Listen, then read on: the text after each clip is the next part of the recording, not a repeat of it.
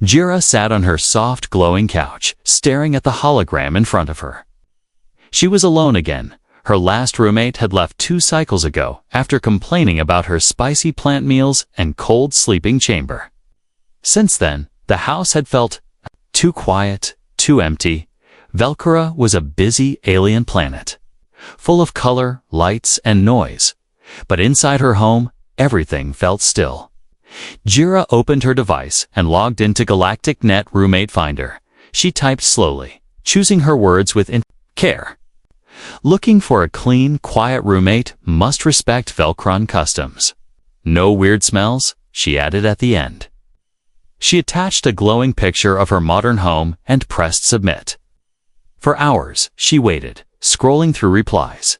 Most were strange. One slime creature wanted to bathe in her kitchen sink. Another hairy being asked if he could sleep hanging from the ceiling. Jira groaned, leaning back and covering her face with a pillow. This is hopeless. She whispered to herself just as she was about to turn off the hologram. A new message appeared. It was short. Hi, I'm Eli, a human. Looking for a quiet place, can we meet? Jira blinked. A human? They were rare on Velcora, and most aliens didn't trust them. Still, curiosity tugged at her mind. She replied, come tomorrow, after second sun, the next day. When the second sun dipped low in the pink sky, there was a knock on her door. It wasn't a doorbell or a voice command. It was an old-fashioned knock 3 soft taps. Jira opened the door slowly. Standing there was a tall human male, wearing a dark jacket and holding one small travel bag. His eyes were calm. His voice? Soft. You must be Jira. I'm Eli. He didn't smell strange. He didn't smile too much. And he didn't try to shake her hand. Jira liked that. Come in, she said. Stepping aside, Eli walked inside, looking around quietly. He didn't stare at her floating furniture or her glowing ceiling vines. He simply nodded and said, nice place. They sat across from each other, a floating table between them. Jira asked, why do you want to live with an alien? Eli replied, because humans talk too much. Jira laughed, the first real laugh in weeks. Eli didn't say much more. He showed her his ID, which was clean, and a small bag with only 2 shirts. A book and a small silver box. He asked, simple questions about house rules, noise times, and food preferences. Jira found herself saying yes before she fully understood why. After he left to get his things, Jira's neighbor, a green-feathered alien named Balto, flew over and hovered near her window. You're letting that in your house? He hissed. He's just a human, she replied. Humans bring problems, Balto warned. They attract attention. Jira shut the window without answering. Later that night, as the stars blinked in Velcora sky, Eli returned. He placed his small bag in the corner room and thanked her. Jira watched from the hallway as he sat on the floor, eyes closed, breathing slowly. He seemed peaceful, almost too peaceful. At midnight, Jira couldn't sleep. Something felt strange. She walked quietly to the hallway and stopped outside Eli's room. The door was open a little. Inside, Eli was awake, talking in a low voice. But no one else was there. A glowing light pulsed softly from the silver box beside him. Jira couldn't hear the words, but she felt something, a pull, like the air around him was different. She stepped back and returned to her room, heart beating fast. She whispered, who are you really, Eli? Outside, in the dark sky above her home, a tiny drone blinked red once and disappeared. Jira woke early, long before the first sun rose. She rubbed her eyes and walked into the kitchen, her feet cold on the glowing floor. To her surprise, Eli was already there, sitting quietly, drinking something hot from a silver mug. He turned slightly and nodded. Morning. His voice was calm, like the night before had never happened. But Jira couldn't forget what she saw. She sat across From him pretending everything was normal. "What are you drinking?" She asked. "Just earth tea," he replied. "Calms the nerves." Jura blinked. "You brought tea?" "Not many humans bring their planet's drinks." Eli smiled a little. "I bring small things, but important ones." He took a small bite. "A fruit," she offered, then looked out the window. "This world is quiet," he said. "Different." Jira nodded. "Velkara is quiet unless you live near the music domes." Eli chuckled softly. "I like quiet." She watched him closely. No sudden moves, no wild stories, no strange smells. He was nothing like the other beings who had answered her ad. He was too perfect, too smooth. Later that day, she gave him a small tour of the house. "This is the cleaning pod," she pointed, self-appraising. He asked. "Yes," she said. "Just don't touch the red button." Eli raised an eyebrow, but said nothing. In the hallway, he stopped at a small crystal hanging on the wall. "What's this?" he asked. "It holds memory," Jira replied, "from my parents." He looked at it for a moment, then walked on. Jira noticed he didn't ask anything personal. No questions about her past, her job, or her family. Just quiet walking, light steps, and calm breathing. That night, the neighbors whispered again. Bolto buzzed by her window, still letting the humans stay. "Yes," she said. "He's polite. Polite creatures are the ones you should fear the most," Bolto warned.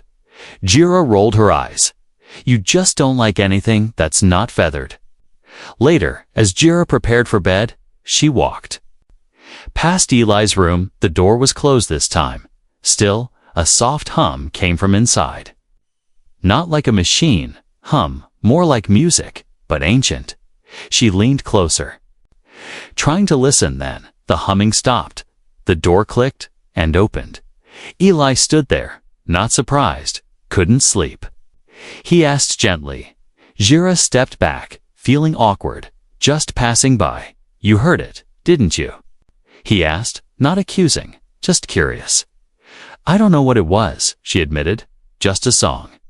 Eli whispered, "From a place I once knew." Jira looked into his eyes. They were the same soft gray as before, but now something glowed. Behind them, something old. She nodded slowly, "Okay," and walked back to her room. But her thoughts wouldn't calm down. The next morning, Eli was gone.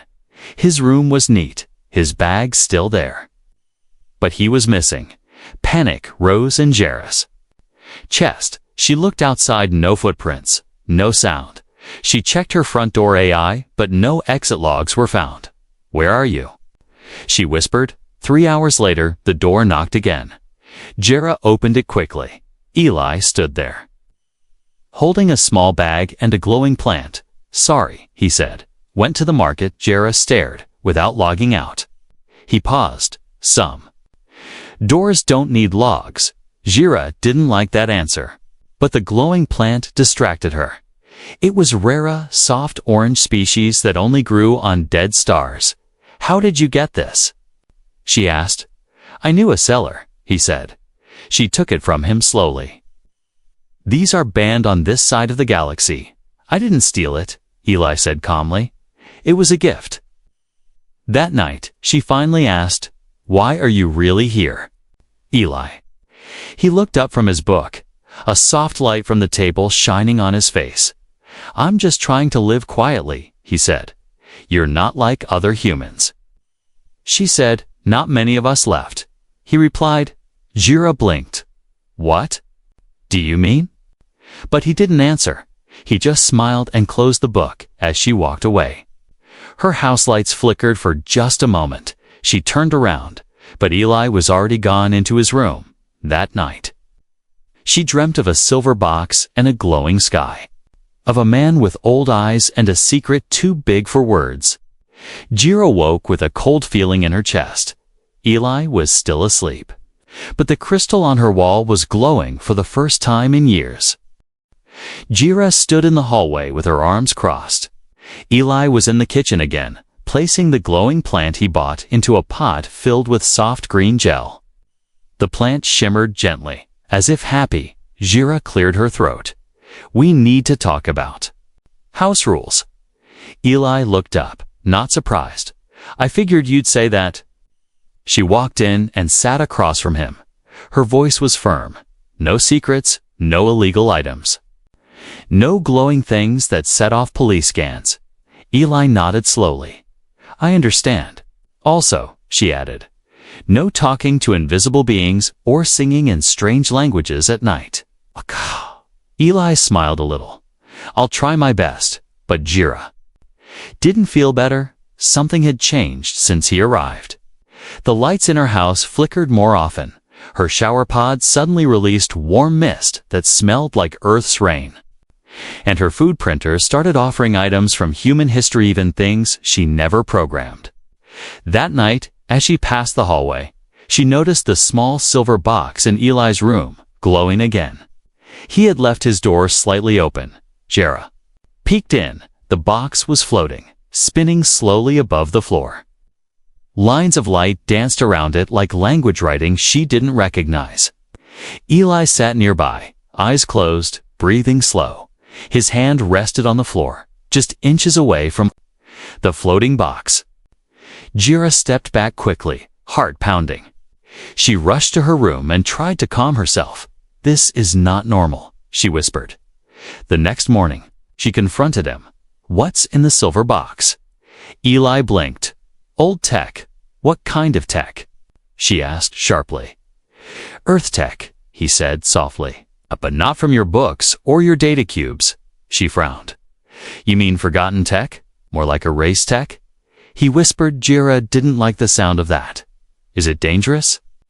Eli looked at her, his eyes serious for once. It depends on who opens it, he said. Jira shivered. Then don't open it again later that day. While Jira was cleaning the roof sensors, a soft chime rang from her wall communicator. She wiped her hands and tapped it. A hologram appeared, showing 2 galactic security officers. Good day, one said. We are checking homes in this area. For what? Jira asked.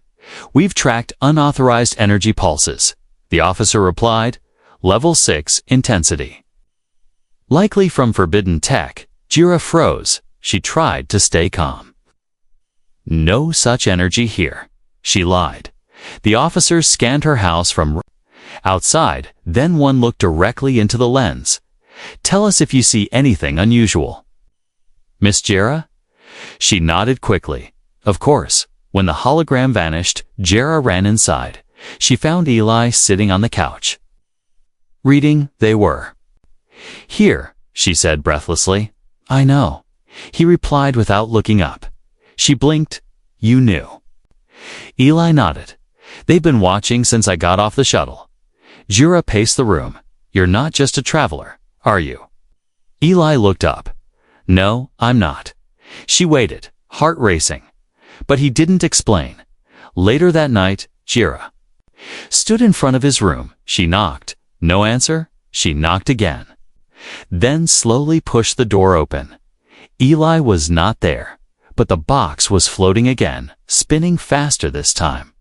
The symbols were brighter, and this time Jira heard whispers soft. Voices speaking in circles. She stepped back, afraid. The floor under her feet vibrated slightly. She reached for the wall and pressed the emergency shutdown button. The box dropped instantly, hitting the floor with a soft thud. Eli walked in behind her. Calm as always. You touched it, he said. Not angry, just stating a fact. What? Is it? She asked, her voice shaking. He stepped past her and picked up the box. It's a memory core, he said. From a place Earth doesn't talk about anymore. What does it remember? She asked. Eli looked at her with sad eyes. Everything Earth chose to forget, he whispered. Jira didn't know what to say. Why bring it here?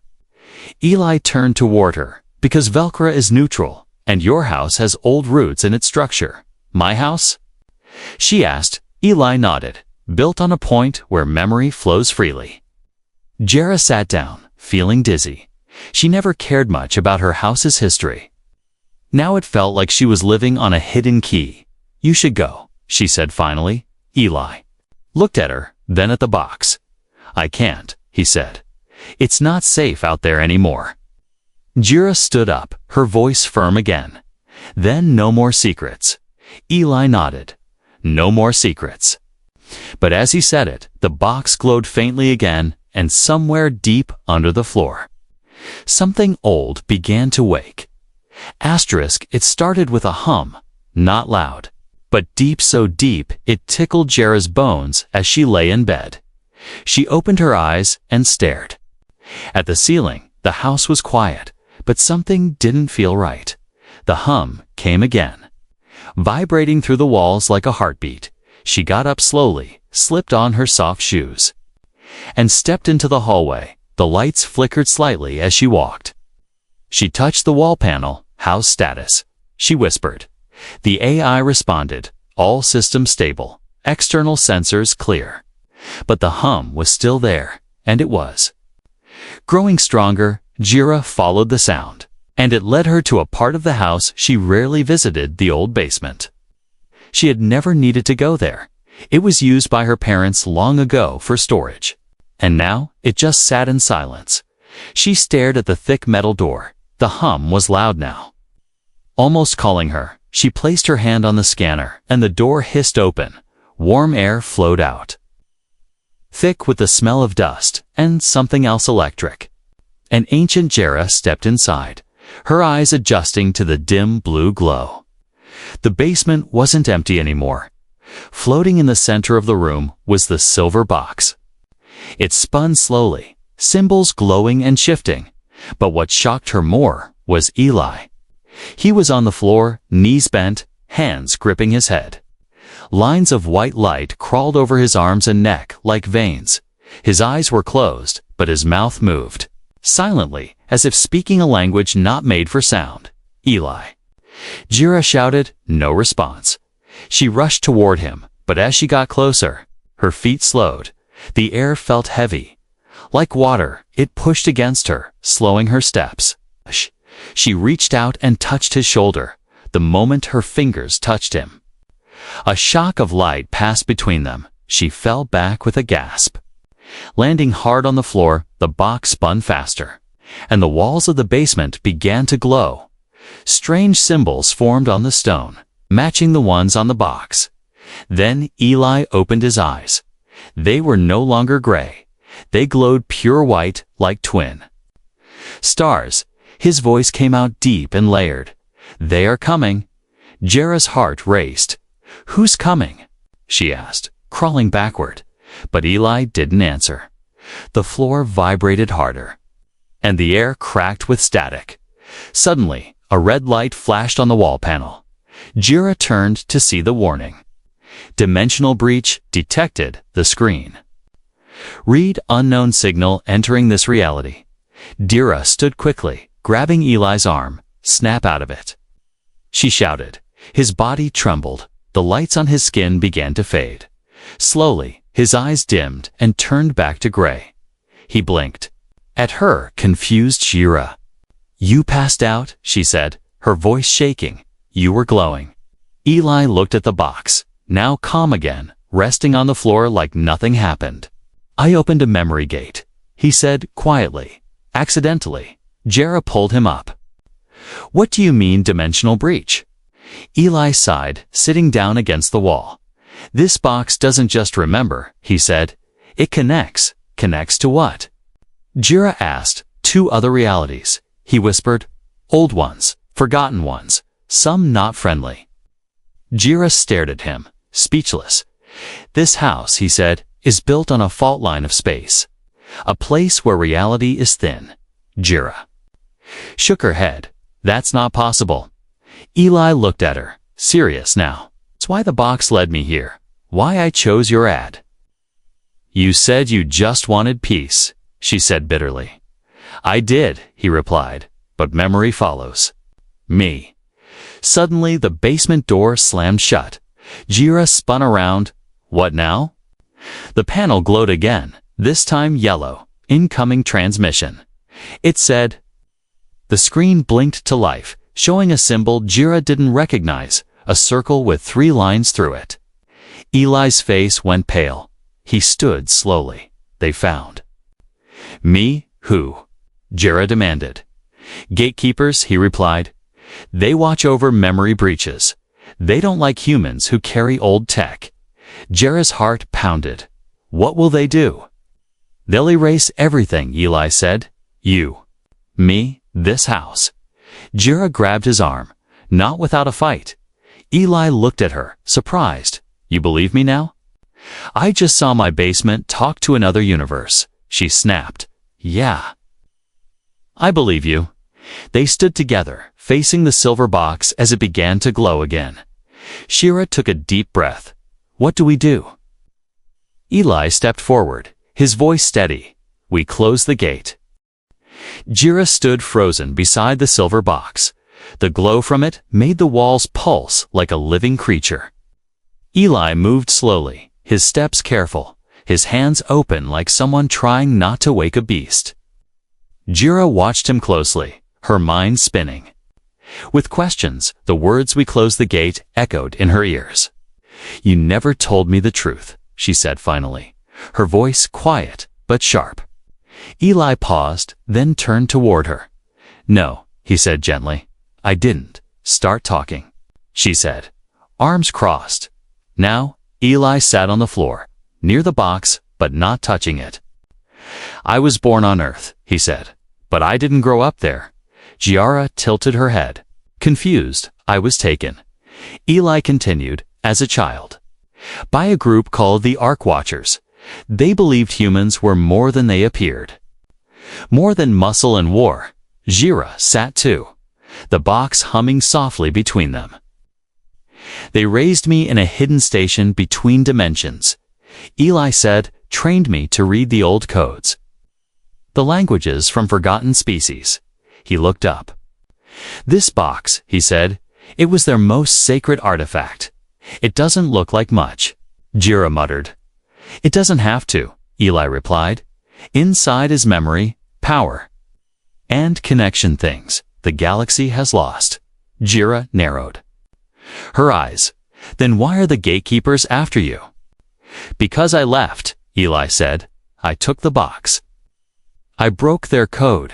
He sighed deeply. The Watchers weren't peaceful like they pretended. They were keeping memory locked away, deciding what truths should be forgotten. I couldn't live with that. Jira looked down at the silver box. Its surface now calm, so you stole it, she said. I freed it. He corrected. She stared at him, feeling a mix of fear and something else, respect, maybe, or curiosity. You could have warned me, she said. I didn't plan to stay, Eli admitted. I was only looking for a quiet place to hide. Jira stood and walked to the wall, touching a cold crystal panel. What happens if the gatekeepers come here? They don't ask questions, Eli said. They just reset. Reset what? She asked. Reality, he whispered. This room, this home. US, they'll make it like we never existed. Jira felt her knees weaken. But you said we can close the gate, she said. Eli nodded. If we act before they fully connect, he stood up and walked to the box. From his jacket, he pulled out a small chip clear with tiny lines like spider webs inside. He slid it into a hidden slot on the side of the box. The glow changed from white to gold. A low hum filled the room again. The basement shook slightly. This is the memory anchor, he said. It binds the box to this place. If we lock it here, the gate won't open again. But what happens to you? Jira asked. I lose the connection, Eli said. The knowledge, the voices, everything. Jira looked at him, really looked at him. He wasn't just a lost traveler. He was someone who had carried a burden for a long time. She walked up to him and placed her hand on the box. I'll do it, she said. Eli blinked. Why? Because this house chose me, she said, and maybe I was meant to help. Together. They placed both hands on the surface. The box grew warm. The symbols brightened. Images flashed in Jira's mind, stars being born. old civilizations. Singing across galaxies, a memory of Earth before cities. Tears ran down her cheeks. "It's beautiful," she whispered. Eli nodded. It always was. The light from the box grew too bright to see. The room filled with sound-soft voices chanting, deep music vibrating the walls. Then silence. When the light faded, the box lay flat and dark. No glow, no hum, just metal. Eli stepped back. Swaying slightly, he looked older, tired but peaceful. "It's done," he said. Jera looked at him. "Are you okay?" He smiled faintly. "I feel." Quiet. Suddenly, the basement door opened, and two galactic security officers rushed in. They held scanners and stun sticks. "Stay where you are," one shouted. Jera raised her hands. "Wait, he didn't do anything." The officer scanned the box, then frowned. "No signal," he said. "Whatever it was, it's gone." They looked at Eli, confused, but didn't arrest him. Instead, they simply walked out, muttering to each other. Jera stared after them. "That's it?" Eli nodded. "They don't chase what doesn't exist anymore." Later that night, Jera and Eli sat on the rooftop. The stars above were quiet. No flickering drones. No red warnings. No strange pulses. Eli leaned back. "Thank you, Jera." Smiled. "You're still my roommate," he chuckled. The rent just got higher. And for the first time in days, they both laughed under a peaceful sky. Asterisk, the peace didn't last long. It was the third night after the gate was closed when everything changed again. Jera was brushing her hair when the house lights dimmed. The walls trembled softly, like the house itself was shivering. She rushed to the hallway, where Eli was already standing. Eyes wide, "I thought it was over," she whispered. Eli shook his head slowly. "I think we locked one door, but others were watching." Just then, a thunderous crack rang out from above. They both ran to the rooftop. In the night sky, a massive portal had opened. Pulsing with red light, ships poured through, sleek, black, and silent. Jera's breath caught in her throat.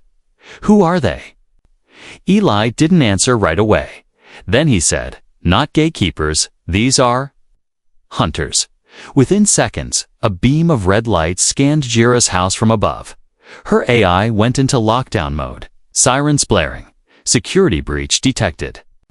"Evacuation advised," it said over and over. "We have to go."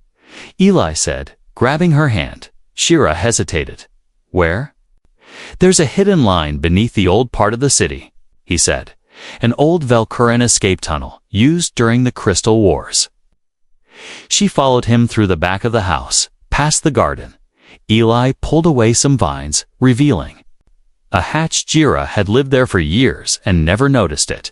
"Trust me," he said. Opening the hatch and jumping down, Jera swallowed hard and followed him. They landed in a narrow tunnel filled with glowing moss.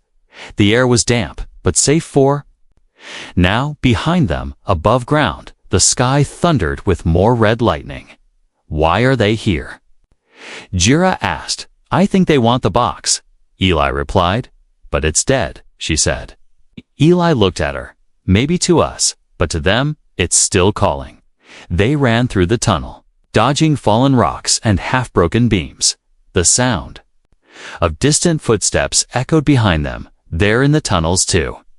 Eli said, "We need to move faster." The path split into two. Left leads to the city station. He said, "Right to an old port." "Port," Jera said quickly. "If we get to a ship, we leave this planet." They turned right, running hard. Lights flickered overhead, and more cracks echoed behind them.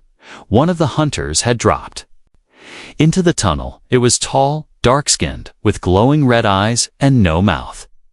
It moved like liquid, slipping through the air. Eli pulled a small device from his Pacuta flicker cube. He threw it, and it exploded in a burst of blinding light. The creature screamed silently and vanished into the shadows. "That won't hold it for long," he said. "Keep running."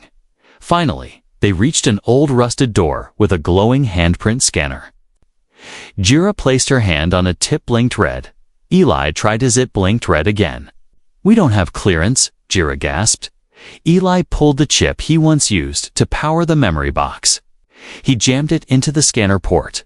For a moment, nothing happened. Then the door hissed open, revealing an ancient hangar filled with dust and silence.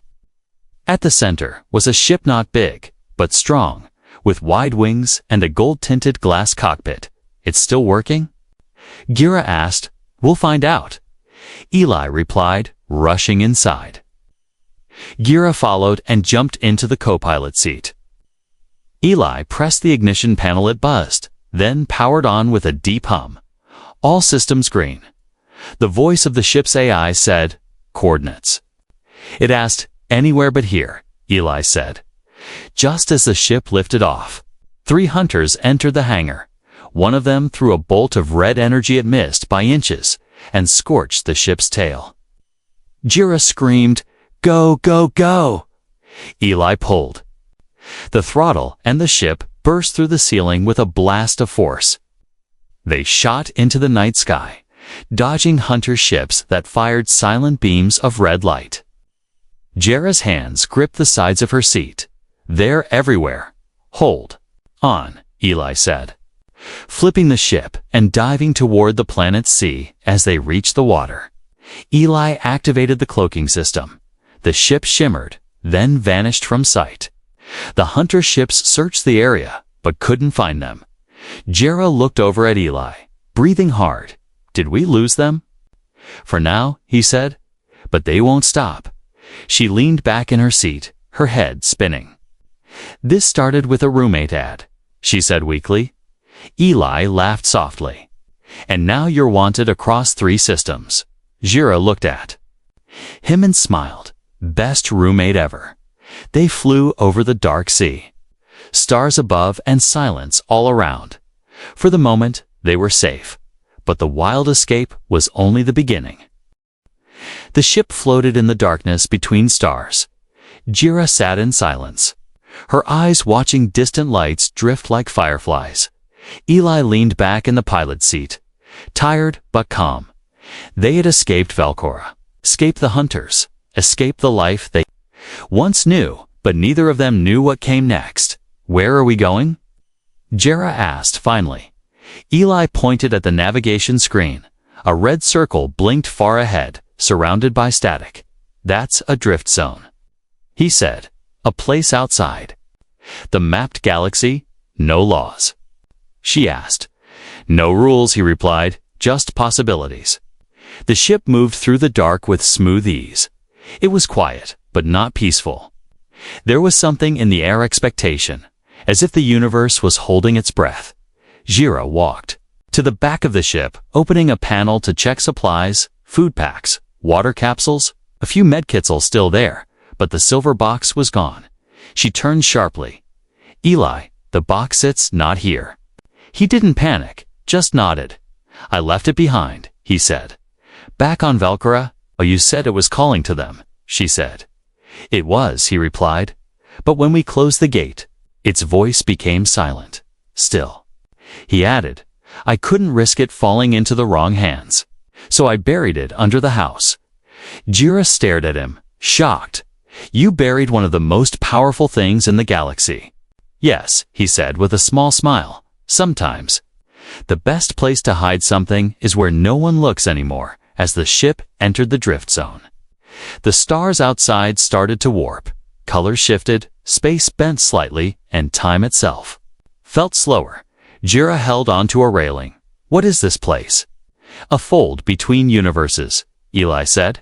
"It's where lost things go, ships, people, memories." Then the ship's alarm beeped. "Incoming signal detected," the AI said. Jira looked at Eli. "Is it the hunters?" He checked the screen, then shook his head. "No, it's someone else." The signal came with a strange tone of melody, soft and deep. The screen blinked, and a symbol appeared. Jira gasped. "That's the same symbol from your memory box." Eli leaned forward, eyes wide. "But this one is reversed," he said. "It means invitation." Without pressing anything, the ship changed direction on its own. It followed the signal through a curve of stars and dust, and then they saw it a station, floating in silence. Shaped like a giant spiral shell, lights shimmered. On its surface, alive but gentle, as they got closer. The ship slowed and docked automatically. The hatch opened with a soft hiss. Jira and Eli stepped out carefully. No guards, no alarms. Just warmth and soft light inside the station. The walls glowed with symbols, some from Earth, others unknown. And then a voice spoke, not from speakers, but from everywhere. "Welcome, keepers of memory," it said. Jira looked around. "Who's talking?" Eli answered quietly. The station itself, a platform, rose from the floor. And on it stood figures, some human, some alien. They all wore simple robes, and their eyes glowed softly. One stepped forward. An old woman with a gentle smile. "You brought balance," she said, looking at Eli. "You closed the gate. And yet you opened another." Eli bowed slightly. "I didn't come for power." "We know," she said, turning to Jira. "And you?" she added. "You chose not to run, even when you didn't understand." Jira blinked. "I just followed him. That is often how the best journeys begin," the woman said. Then she raised her hand. And the platform shifted. A new room opened, filled with glowing chairs and floating crystals. "This place remembers all who come," the voice said again. "And now you may choose." "Choose what?" Jira asked. "To stay," the woman said. "And help us protect what should never be forgotten. Or to return," she added, "and forget this ever happened." Jira looked at Eli, who said nothing. She thought about her quiet house, her simple life before the ad. Then she thought about the box. The escape, the laughter, the fear. "I'll stay," she said softly. Eli smiled. "Me too," the woman nodded. "Then welcome, not just as keepers, but as builders of memory." Time passed differently inside the station. Jira and Eli learned to read forgotten languages, unlock ancient knowledge, and guide lost travelers. The station became their home, a place where stories lived forever, a place where every name, every sacrifice, every strange adventure was remembered. And sometimes, when Jira sat near the observation window, she'd whisper, "It all started with a roommate ad." Eli would laugh, and look where we ended. Up and beyond the stars, new signals blinked in the distance, new voices calling out. New roommates of the unknown, waiting to arrive.